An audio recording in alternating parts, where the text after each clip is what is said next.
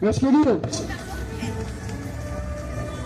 depois de adorarmos ao Senhor, depois de ouvir o cantar, chegar aos ouvidos aroma e perfume suave ao Deus vivo.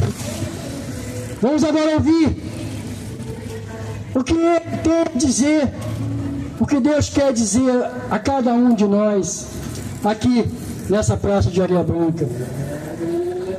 Convido a vocês para vir agora, cheguem a essa tenda para ouvir a palavra de Deus.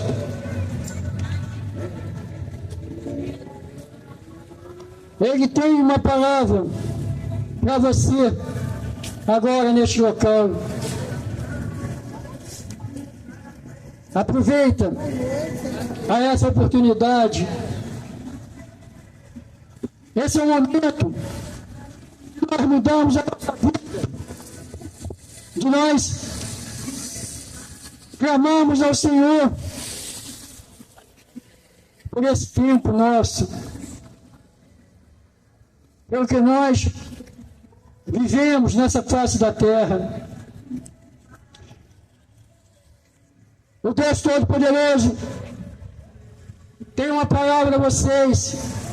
Se acheguem, venham, ouçam o que Deus tem a dizer a cada um de vocês aqui neste local. Nós vamos dizer 3 coisas aqui hoje, nesse dia. 3 coisas que vocês precisam saber, que vocês precisam entender. Nós vamos apresentar Deus, o Criador do céu e da terra.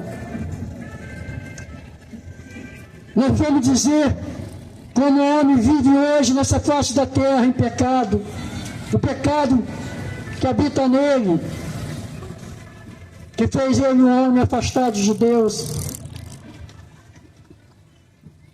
Nós vamos dizer sobre a salvação do homem, aonde o homem se volta para Deus, aonde ele muda de vida, e o pecado que nele habita se afasta dele, deixa de existir na vida dele um homem pecador, e ele se volta para Deus. Venham ouvir a palavra de Deus. Deus ama vocês. Deus tem um plano na vida de cada um de vocês. A vocês que estão me ouvindo agora também nessa live, aproveita a oportunidade e mude de vida. Tenha Jesus no seu coração, filho de Deus.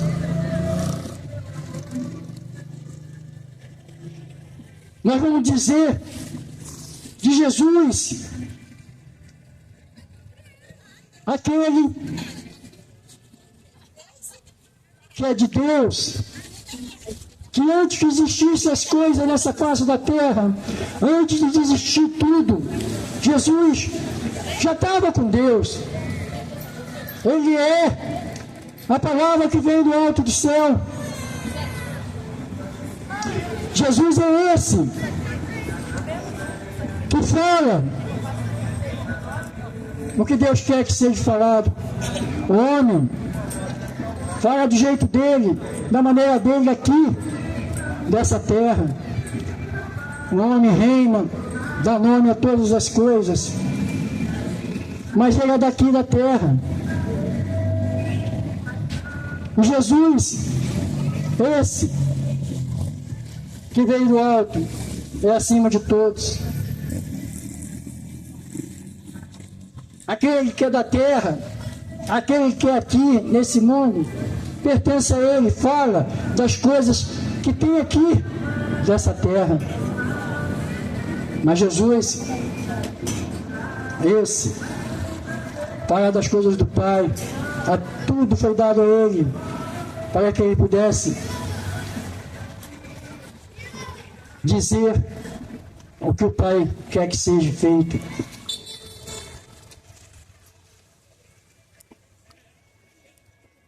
Nós vamos lá fazer uma oração de louvor a Deus, dar a Ele essa oração, porque o Deus vivo é digno de toda honra, de toda glória que é dado a Ele nessa terra. E nós oramos a Ele, louvando seu nome, seu reino. Em Salmos 93, 1, 2, a palavra de Deus diz: o Senhor reina, vestiu-se de majestade vestiu-se o Senhor e armou-se de poder. O mundo está firme e não se abalará. O teu trono está firme desde a antiguidade. Tu existes desde a eternidade. Em Salmos 95, 1, 3, nós oramos ao Senhor dizendo: venham, cantemos ao Senhor com alegria, aclamemos a rocha da nossa salvação. Vamos à presença dEle com ações de graça, vamos aclamá-lo com cântico de louvor, pois o Senhor é o grande Deus, o grande Rei, acima de todos os deuses. Obrigado, meu Pai, por esse momento de estar aqui para pregar a Tua palavra.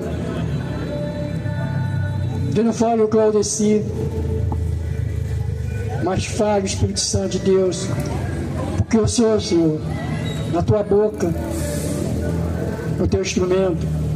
A minha boca é a Sua boca, Senhor, é para a Sua voz, é para a Sua palavra. Espírito Santo de Deus, eis-me aqui. Fala o que o Senhor quer que fale agora nesse momento. Em nome de meu Senhor Jesus Cristo. Amém.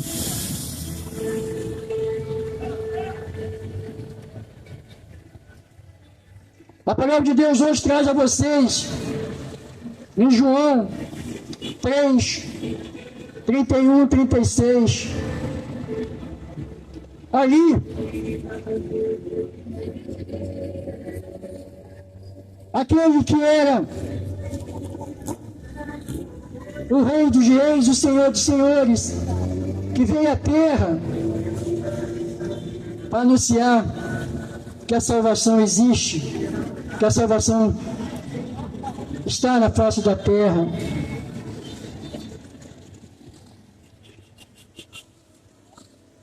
Em palavras de Nicodemos, o homem que ensinava naqueles tempos em Israel, e ele visitou Jesus para falar com ele, porque ele viu que o que ele falava não era como o homem da terra. O que Jesus falava era de Deus, do alto do céu. Nicodemos foi perguntar a Jesus como é nascer de novo, porque Jesus dizia que nascer de novo é ter nova vida.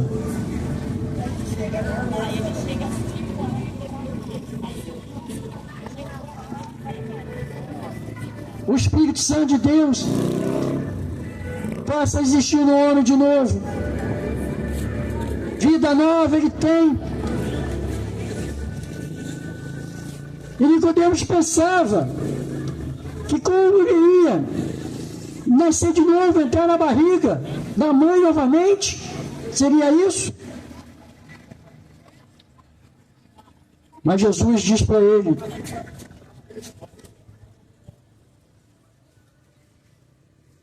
que bastava mudar de vida, ter um encontro com Deus, aceitar o Filho dele como Salvador nessa terra. Você sabe quem é Deus? Você conhece Deus? Você já ouviu falar em Deus? Eu creio que sim. Se eu fizer uma pergunta a uma pessoa, você acredita em Deus? Ela vai me dizer, sim, eu acredito em Deus. Mas eu falo da palavra dele para ela, e ela não compreende. Porque ela só ouviu falar em Deus. Ela ouviu falar em Jesus. Jesus é conhecido em toda a face da terra. Porque assim Deus preparou tudo isso para que a salvação do homem fosse feita, fosse acontecer. Nascer de novo é o começo dessa vida. Nascer de novo é você ser transformado numa nova criatura. As coisas velhas que estão sobre você, tudo é apagado, esquece. Uma nova vida você começa. Você tem uma nova vida. A palavra de Deus diz em João 3, 31, 36. Aquele que vem do alto está acima de todos. Aquele que é da terra pertence à terra e fala como quem é da terra. Aquele que vem do céu está acima de todos. Ele testifica o que tem visto e ouvido, mas ninguém aceita o seu testemunho. Aquele que o aceita confirma que Deus é verdadeiro, pois aquele que Deus enviou fala as palavras de Deus, porque Ele dá o Espírito sem limitações. O Pai ama o Filho e entregou tudo em suas mãos. Quem crê no Filho tem a vida eterna. Já quem rejeita o Filho não verá a vida, mas a ira de Deus permanece sobre ele.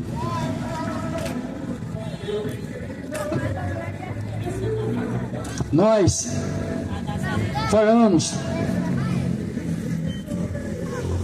e damos nomes às coisas nessa face da terra, porque nós somos da terra.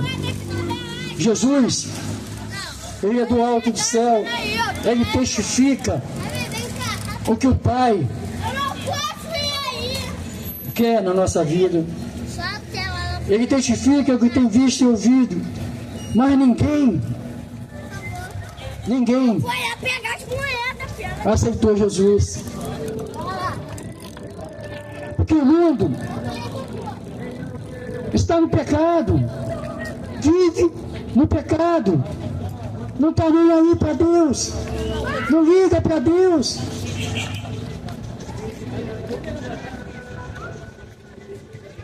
Ninguém aceita o testemunho de Jesus.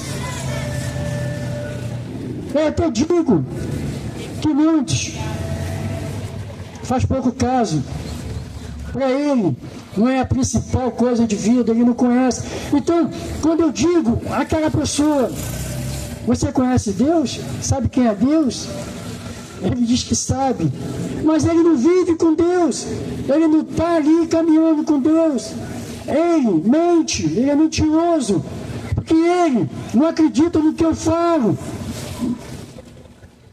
Jesus veio, ele testifica o que tem visto e ouvido, mas ninguém aceita o seu testemunho. Mas nós que aceitamos, confirmam que Deus é verdadeiro. E eles não ligam para Deus, não estão nem aí para Deus. Jesus amou tanto o mundo, Deus amou tanto o mundo. O mundo até hoje o rejeita.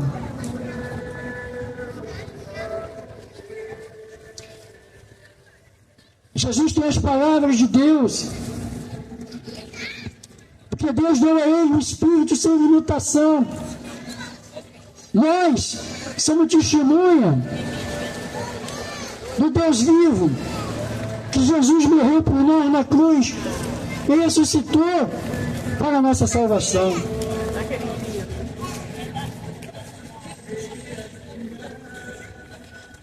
O Pai, Deus, entregou tudo nas mãos de Jesus,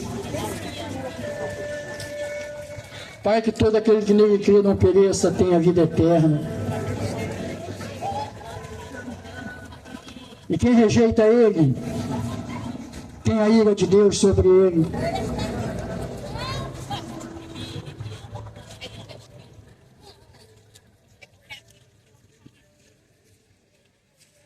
Vamos falar de Deus,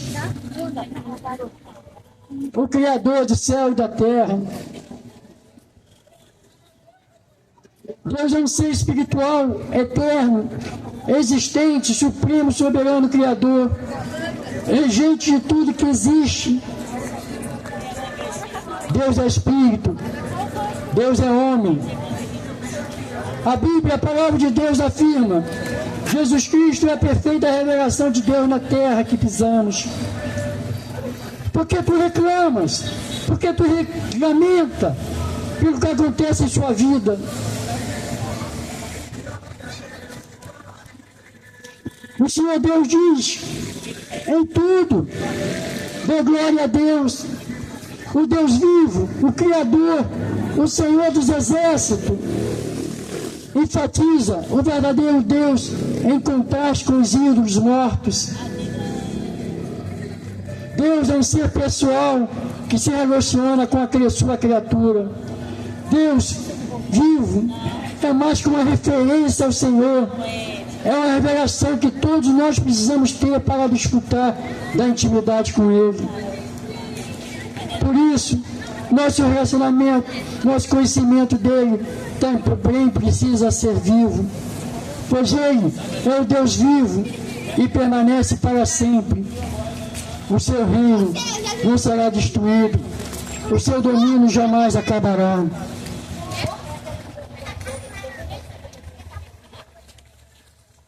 O homem vive nessa face da terra a se lamentar pela sua vida que vive, por aquilo que acontece sobre ele. Deus é um ser pessoal. Ele é aquele que está perto da gente. É aquele que nos consola. É aquele que enxuga nossas lágrimas. Ele é mais que uma referência.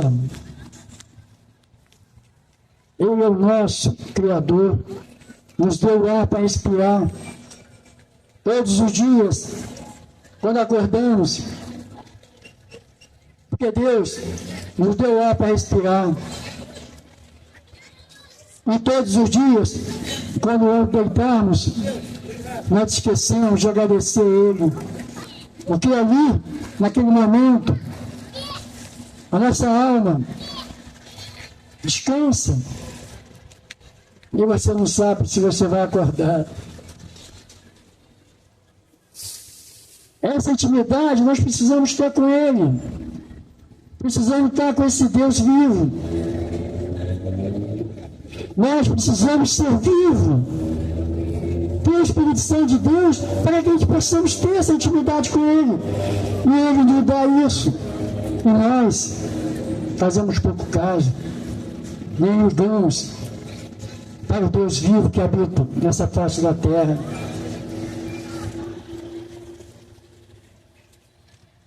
A Bíblia ela afirma: não tem outro Deus nessa face da terra.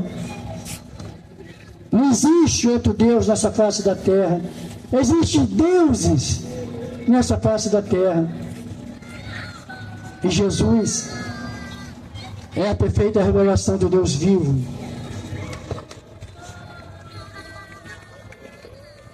Em Jó 38, 11, olha o que Jó faz na vida dele.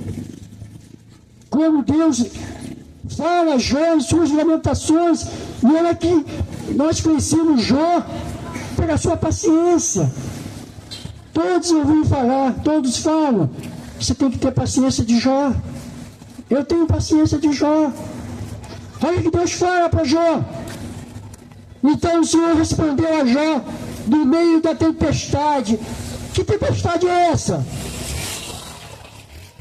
É aquela onde a tua casa está sentado na rocha, e quando ela chega, nada a destrói, faz abalar. Essa tempestade que Jó enfrentava, e que o homem, nessa face da terra que está aqui, enfrenta ela, mas não tem a paciência de Jó, como diz, se lamenta, culpa a Deus, reclama da vida. Disse ele, que esse que obscurece o meu conselho com palavras sem conhecimento, prepara-se como simples homem, vou fazer-lhe perguntas e você me responderá. Deus está falando para Jó, se prepara como simples homem que tu é. E ele fala a vocês, prepara-se como simples homens que vocês são. Onde estava quando lancei os alicerces da terra? Responda-me, se é que você sabe tanto. Quem marcou os limites das suas dimensões vai ver que você sabe. E quem entendeu sobre ela a linha de medir e as suas bases, sobre o que foram impostas, e quem colocou sua pedra de esquina? Quanto às suas estrelas matutinas, juntas cantam, e todos os anjos regozijavam. Quem represou o mar, pondo-lhe portas, quando ele rompeu do ventre materno, quando mexi de nuvens, em densas trevas o envolvi, quando fixei os seus limites, e lhe coloquei portas e barreiras, quando eu lhe disse, até aqui você pode vir, além deste ponto, não, aqui faço parar suas ondas orgulhosas. Jó reclamava da sua vida. Olha o que Jó, hein? Perdeu a sua casa, perdeu coisa pequena, da sua casa, seus filhos, toda a riqueza que tinha, todos seus bens. Teve feridas de morte. O diabo agiu em cima desse homem, só não tirou a vida porque Deus não permitiu a ele. Agora mesmo Deus mandou para mim um rapaz ali, e ele voltou e pediu para que a gente orasse.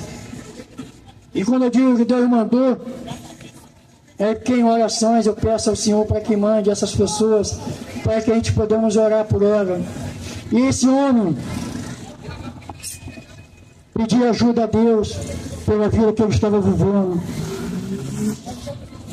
O homem aprisionado em Satanás. O homem que está querendo sair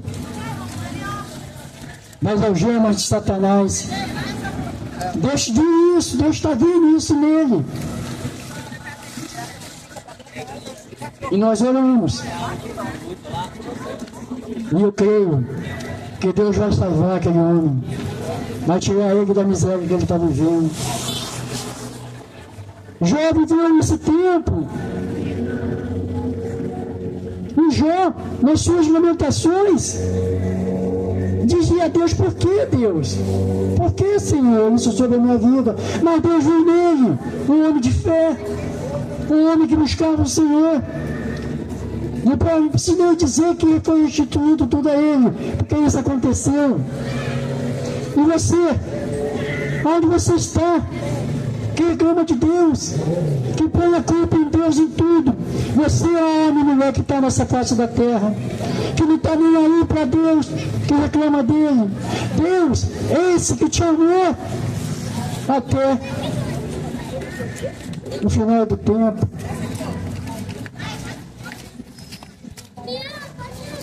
Deus fala aqui para Jó coisas que homem nenhum pode fazer. Deus abomina ídolos.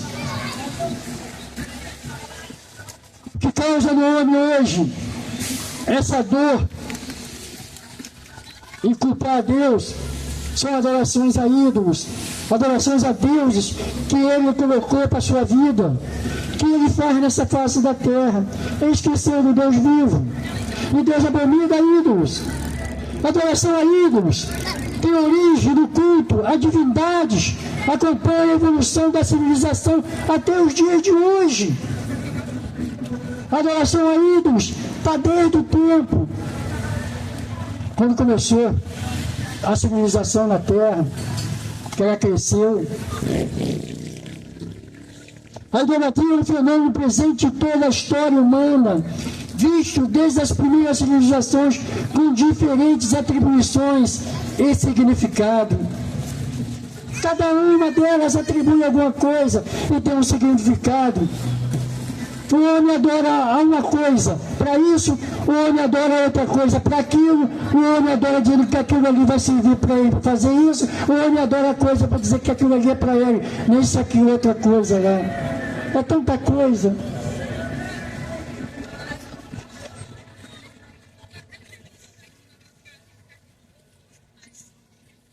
O que significa idolatria? Idolatrar alguém significa colocar essas pessoas em lugar de adoração ou veneração.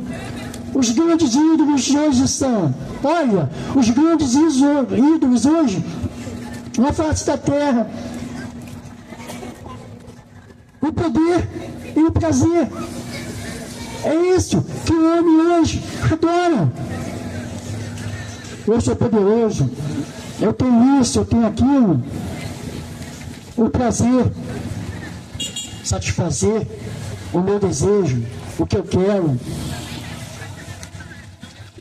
Fabricamos deuses falsos, como sexo, droga, bebida, dinheiro, aparência, prestígio e muito mais outras coisas. A idolatria é capaz de satisfazer todas as nossas necessidades ou resolver todos os nossos problemas aqui nessa face da terra. O homem acha que isso resolve para ele o desejo do coração dele, até o dinheiro no seu bolso, até o prazer na sexualidade, nas drogas, na bebida, a se embebedar, a dependência química dentro do seu corpo. Mas tudo isso acaba.